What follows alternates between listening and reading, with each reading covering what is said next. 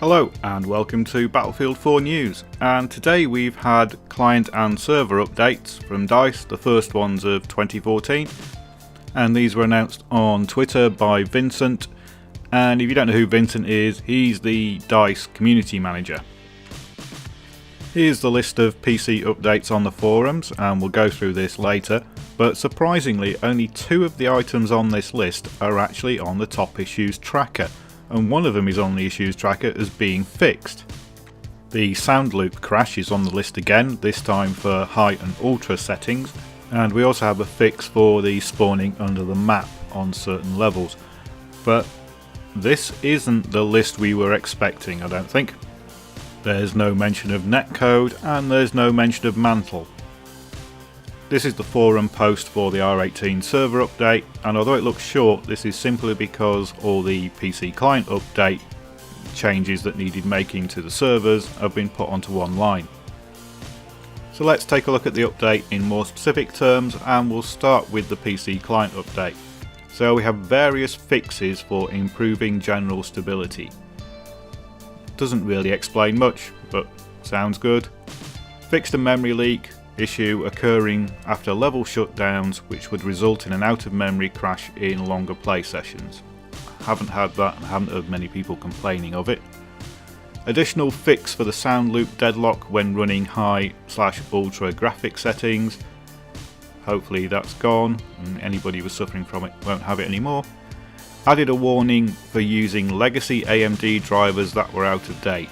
Now this is interesting because this is obviously put in ahead of Mantle to make sure that AMD users are using the latest drivers that are available. Fixed a player feedback issue where blood was appearing before other damage indicators and before damage was actually done.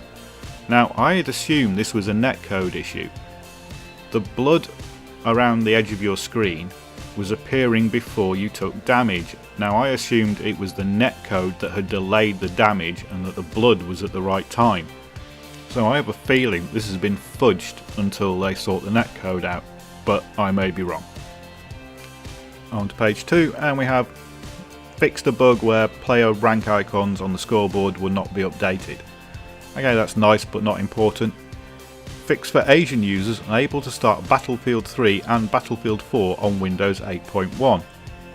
Now I'm assuming there must have been a workaround for this, because if not, why have we not heard that there's a bunch of people who can't start Battlefield 3 and Battlefield 4 on the latest version of Windows? Okay, it seems odd, but hey. Normalise repair rates across all vehicles.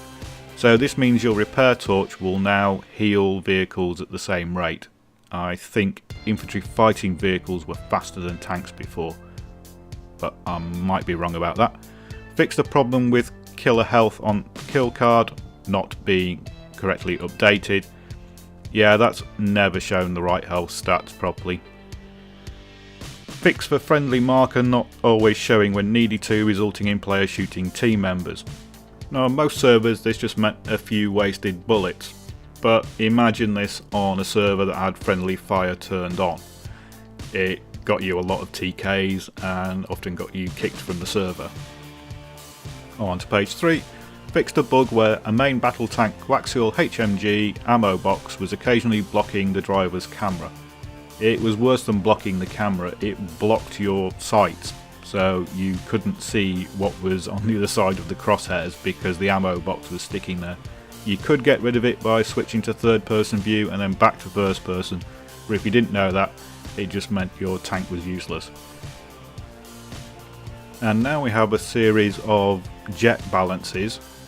Increased damage by 25% on the stealth jet 20mm cannon.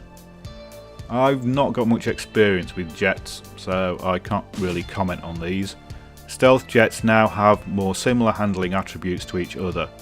F-35 and J-20 are slightly more agile, and the Su-50 is less agile. That makes sense, making them all the same. Attack jets now have more similar handling attributes to each other, and all 3 are now slightly less agile than earlier. Now I had heard that the attack jets were more agile than the stealth jets, when the stealth jets were supposed to be fighters, which didn't make a lot of sense. And the last page, fixed camera glitch when switching weapons while moving in crouch. Don't think I've ever noticed that. Fixed an occasional bug where players would experience intermittent engine sound dropouts when driving wheeled infantry vehicles. Yeah, they fixed this on everything else, but occasionally it would still happen on wheeled vehicles where you would just lose sound. Fix for player spawning under the map when deploying on Lansang Dam. I had this happen once in like 100 hours, so I don't think it was a major problem. Fix flickering in map and mini-map on Rogue Transmission and Operation Locker. Again, something I've not really noticed that much. Now onto the R18 Server update notes. Compatibility updates for the January the 13th PC game update. So that means anything that they did in the client updates that needed a server update is bundled in there. Enabled live scoreboard for all game servers. Never used it. Changed air superiority default tickets from 100 to 200. Now that's a good change because the air superiority rounds that I did try were over way too quick. Fixes for 5 server crashes. There's another important change, but they don't give many details because it's probably all weird server stuff that I wouldn't understand anyway. So if we look at the top issues tracker on the forums, we can see at the top there we have the sound loop crash, which was supposedly already fixed, and we have the squad spawn sometimes positions you under the terrain, which was marked as fixing, so that's been fixed as well.